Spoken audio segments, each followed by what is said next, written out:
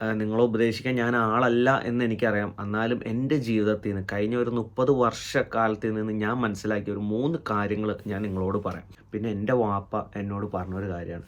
ഒരിക്കലും ഒരാളുകളും നമ്മളെന്ത് ചെയ്തുകൊണ്ടിരിക്കുമ്പം നമ്മളെ അംഗീകരിക്കില്ല. നമ്മളെന്ന് നിർത്തണോ അന്നാണ് ഈ ആളുകളെല്ലാം നമ്മളെ അംഗീകരിക്കുള്ളൂ.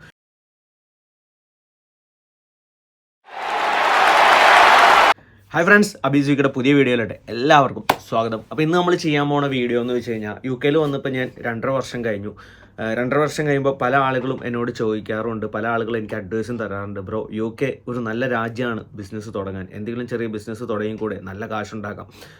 പലരും എന്നോട് പറയണ ഒരു കാര്യമാണ്. അപ്പോൾ ഈ ബിസിനസ് UK തുടങ്ങാനുള്ളവർക്കും എൻ്റെ സൈഡിൽ നിന്ന് ഒരു 3 അഡ്വൈസ്. ഓക്കെ, ഞാൻ നിങ്ങളെ ഉപദേശിക്കാൻ ഞാൻ ആളല്ല എന്ന് എനിക്കറിയാം. എന്നാലും എൻ്റെ ജീവിതത്തിൽ നിന്ന് കഴിഞ്ഞ ഒരു 30 വർഷക്കാലത്തിൽ നിന്ന് ഞാൻ മനസ്സിലാക്കിയ ഒരു 3 കാര്യങ്ങൾ ഞാൻ നിങ്ങളോട് പറയാം. ഓക്കെ, കാര്യം ഞാൻ ഒത്തിരി സ്ഥലത്ത് ഇങ്ങനെ വീഡിയോ എടുക്കാൻ പോകുമ്പോഴാണെങ്കിലും ഒത്തിരി സ്റ്റുഡൻസിനെ കാണുമ്പോഴാണെങ്കിലും അവരൊക്കെ എന്നോട് പറയാറുണ്ട്, എന്നോട് ബ്രോ എൻ്റെ ഇങ്ങനെ ഒരു ഐഡിയ ഉണ്ട്, എൻ്റെ ഇങ്ങനെ ഒരു ഐഡിയ ഉണ്ട്, ഞാൻ ഇങ്ങനെ ഒരു ചെയ്യാൻ പോവുകയാണ്. അല്ലെങ്കിൽ ഫ്രണ്ട്സൊക്കെ എന്നോട് പറയണ്ടെടാ, നിനക്ക് ഈ ഒരു ടാലൻ്റ് ഉണ്ട്, നീ ഇത് ചെയ്ത് കഴിഞ്ഞാൽ സക്സസ് ആവും. അങ്ങനെയുള്ളവർ തീർച്ചയായിട്ടും എൻ്റെ 3 പോയിൻറ്റ്സ് ത്രൂ ഔട്ട് നിങ്ങളുടെ ലൈഫിൽ കീപ്പപ്പ് ചെയ്യുകയാണെങ്കിൽ നല്ലതായിരിക്കും. അതിൽ 3-ൽ 2 എൻ്റെ ജീവിതത്തിൽ നിന്ന് ഞാൻ മനസ്സിലാക്കിയൊരു കാര്യം, പിന്നെ എൻ്റെ വാപ്പ എന്നോട് പറഞ്ഞൊരു കാര്യമാണ്. വേറൊന്നുമല്ല, എൻ്റെ വാപ്പയുടെ കൂട്ടുകാരനുണ്ടാകും. പുള്ളി ഒത്തിരി വർഷങ്ങളായിട്ട് ലോട്ടറി കച്ചവടം ചെയ്യണതാണ്. നിങ്ങൾക്കറിയാം, ലോട്ടറി കച്ചവടം എന്ന് പറയുമ്പോൾ നമ്മൾ ഒരാളുടെ അടുത്ത് പോവും വരും കാണും എടുക്കും, എപ്പോഴും ആളുകളെ കാണുമ്പോൾ ചിരിക്കണം, ലോട്ടറി എടുക്കണ്ടോ എന്ന് പറഞ്ഞ് എല്ലാം പുതിയ പുതിയ ആളുകളോട് നമ്മൾ പോകണം. ഇങ്ങനെ വാപ്പയുടെ ഫ്രണ്ട് ഇങ്ങനെ ഈ ജോലി ചെയ്തുകൊണ്ടിരുന്നപ്പം ഒത്തിരി നാൾ ചെയ്തപ്പോൾ പുള്ളി ഇങ്ങനെ പറഞ്ഞു, എന്നോട് ഒത്തിരി പേര് ഇങ്ങനെ പറയുന്നുണ്ട്, ഒരു ചെറിയ ഇരുന്നുള്ള പരിപാടിയൊക്കെ ചെയ്തുകൂടെ. അല്ലെങ്കിൽ അങ്ങനെ പുള്ളി ഇങ്ങനെ ഒത്തിരി ഇങ്ങനെ ആലോചിച്ചപ്പോൾ പറഞ്ഞു, ഓർത്തു അന്നൊരു ചായക്കട തുടങ്ങാം. ഈ ആളുകൾ എന്നെ കാണുമ്പോൾ ചിരിക്കേണ്ട കൈ പൊക്കുന്നുണ്ട്. അപ്പോൾ ഞാൻ ഈ ചായക്കട തുടങ്ങുകയാണെങ്കിലും ഈ ഒരു ദിവസം കാണുന്ന 100 അല്ലെങ്കിൽ 80 to 100 ആളുകൾ എൻ്റെ കടയിൽ നിന്ന് ചായ കുടിച്ചാൽ തന്നെ എൻ്റെ ചായക്കട ഭയങ്കര സക്സസ് ആവും എന്നൊക്കെ പറഞ്ഞ് പുള്ളി ഒരു ചായക്കട തുടങ്ങിയെന്നല്ല, 3 മാസം കഴിഞ്ഞപ്പോൾ പുള്ളിയുടെ കയ്യിലിരുന്ന കാശും പോയി, കടയും പൂട്ടേണ്ട അങ്ങനത്തെ ഒരു അവസ്ഥ വന്നു. നമ്മളെപ്പോഴും ചെയ്യേണ്ട ഒരു കാര്യം, മറ്റുള്ളവരെ കണ്ടിട്ട് നമ്മളൊന്നും തുടങ്ങരുത്. നമുക്ക് ചെയ്യണമെന്നുള്ള തീവ്രമായ ആഗ്രഹം ഉണ്ടെങ്കിൽ മാത്രമേ നമ്മൾ ഇറങ്ങി തിരിക്കാൻ പറ്റൂ. അല്ലെങ്കിൽ ഞാനിത് തുടങ്ങിയാൽ അവൻ എൻ്റെ അടുത്ത് വരും, ഇവൻ എൻ്റെ അടുത്ത് വരും, അങ്ങനെ ചെയ്തുകൊണ്ട് നിങ്ങൾ എന്ത് തുടങ്ങിയാലും അത് നാശത്തിലോട്ടാണ് പോകുള്ളൂ. പിന്നെ 2ാമത്തെ കാര്യം, എൻ്റെ ജീവിതത്തിൽ നിന്ന് ഞാൻ മനസ്സിലാക്കിയൊരു കാര്യമാണ്. ഇപ്പം പല അടുത്ത് പോകുമ്പോഴും, ഞാനിപ്പോൾ കഴിഞ്ഞ ആഴ്ച ഒരു പെങ്കൊച്ച് ഇവിടെ സ്റ്റുഡൻ്റായിട്ട് പഠിക്കാൻ വന്നൊരു പെങ്കൊച്ചിനോട് ഒരു ജോലി കിട്ടിയപ്പോൾ ഞാൻ വീഡിയോ എടുത്തപ്പോൾ ഞാൻ പറഞ്ഞു, നല്ല രീതിയിൽ പ്രസൻറ്റ് ചെയ്തല്ലോ എന്ന് പറഞ്ഞു. അപ്പോൾ പുള്ളിക്കാരത്തെ എൻ്റെ അടുത്ത് എന്നോട് എല്ലാ ഫ്രണ്ട്സും പറയുന്നുണ്ട്, യൂട്യൂബ് ചാനൽ തുടങ്ങും, നിൻ്റെ സംസാരം നല്ലതാണ്, നീ നന്നായിട്ട് പ്രസൻറ്റ് ചെയ്യേണ്ടത്.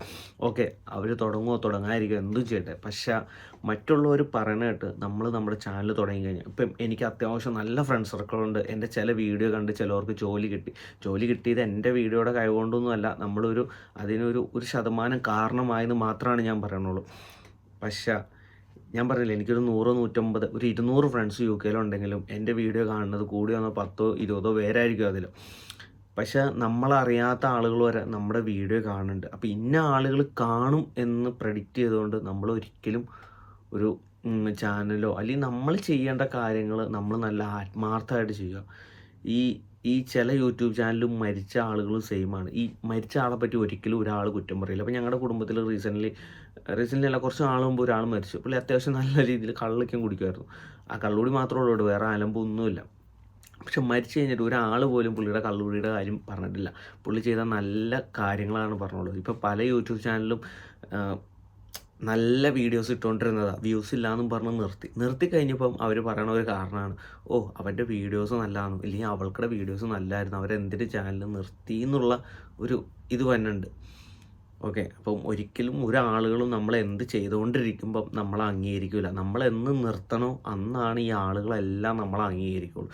അപ്പോൾ ഇവർക്കുടെ അംഗീകാരത്തിന് വേണ്ടി നമ്മൾ നിർത്തേണ്ട ആവശ്യമില്ല. നമുക്ക് എന്താണ് തോന്നുന്നത് അത് നമ്മൾ ചെയ്തുകൊണ്ടിരിക്കുക.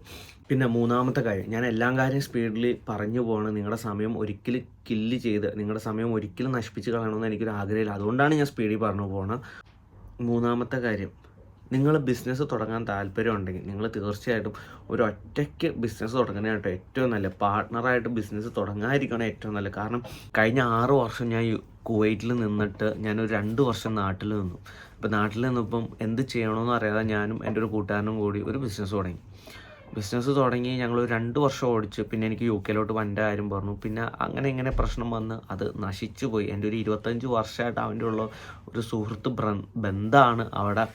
അതിലാണ് കോട്ടം തട്ടിയത്. പിന്നെ എങ്ങനെയൊക്കെയോ പറഞ്ഞ് ഞങ്ങളത് ക്ലിയറാക്കി. ഓക്കെ, എന്നാലും എൻ്റെ ഇപ്പോൾ എനിക്ക് 32 വയസ്സുണ്ട്. ഈ 32 വയസ്സിൻ്റെ എക്സ്പീരിയൻസ് എന്ന് പറയുകയാണ്, നിങ്ങൾ ഒരു പാർട്ട്ണർഷിപ്പിൽ ബിസിനസ് തുടങ്ങണതിനെ പറ്റി ഒരു 10 അല്ല 15 വട്ടം ചിന്തിച്ചിട്ടേ ചെയ്യുള്ളൂ. ഒരു ബിസിനസ്സിൽ നഷ്ടം വന്നാൽ ആ കാശ് പോയെന്നുള്ളൂ. നല്ലൊരു ഫ്രണ്ടായിട്ടാണ് പാർട്ട്ണർഷിപ്പിലാണ് നിങ്ങൾ ബിസിനസ് തുടങ്ങണമെന്നുണ്ടെങ്കിൽ നിങ്ങളുടെ ആ സുഹൃത്ത് ബന്ധക്കടെ അങ്ങ് പോയി കിട്ടും.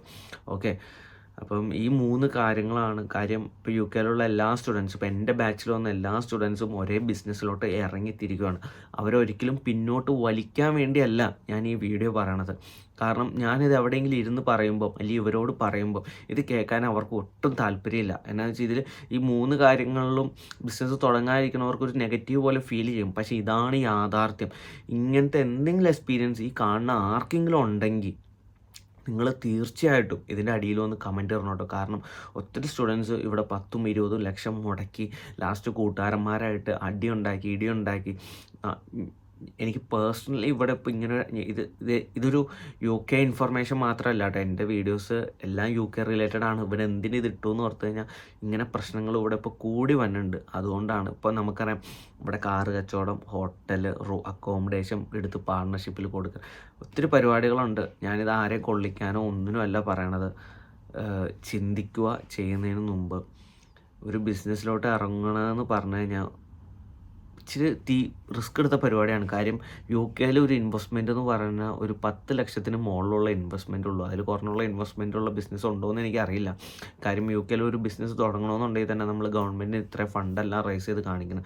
ഇപ്പോൾ എൻ്റെ അടുത്തൊരു ബിസിനസ് റിലേറ്റഡ് ആയിട്ടുള്ള ഒരു വീഡിയോ വരുന്നുണ്ട്.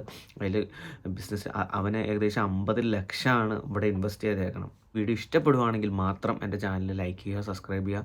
അപ്പോൾ anyway stay tune to Abees UK. Bye മച്ചന്മാരെ.